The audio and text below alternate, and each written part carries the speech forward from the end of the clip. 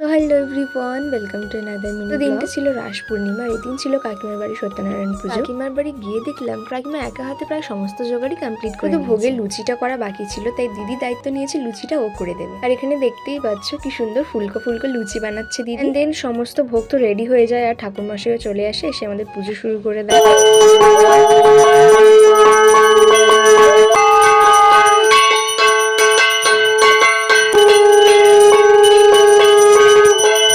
আর তারপর এদিকে হোম শুরু হয় আর পুজোটা খুব সুন্দরভাবে কমপ্লিট হয়। আর হোম শেষ হয়ে যাওয়ার পর ঠাকুরমশাই আমাদের সবাইকে হোমের টিকা পরিয়ে দেয় আর আমরা সবাই ঠাকুরমশাইকে প্রণাম করি। আর পুজো শেষ হয়ে যাওয়ার পর কোনো কাজ না থাকলে যা হয় আমরা এখানে সেটাই করছি। আর ওদিকে দিদি চলে গেছে সকালের জন্য চা করতে, এটাও প্রত্যেক বাড়ি করে। আবার উপোস ভাঙে ওর হাতের চা খেয়ে, তো এখানে ও সবাইকে চাটা দিয়ে দিচ্ছে। তারপর এখানে সবাইকে প্রসাদ দেওয়া হয় এন্ড দেন আমরা প্রসাদকে বাড়ি চলে আসি। তো আজকের মিনি ব্লগটা এখানেই শেষ হলো। আর তোমাদের কেমন লাগলো অবশ্যই জানিও।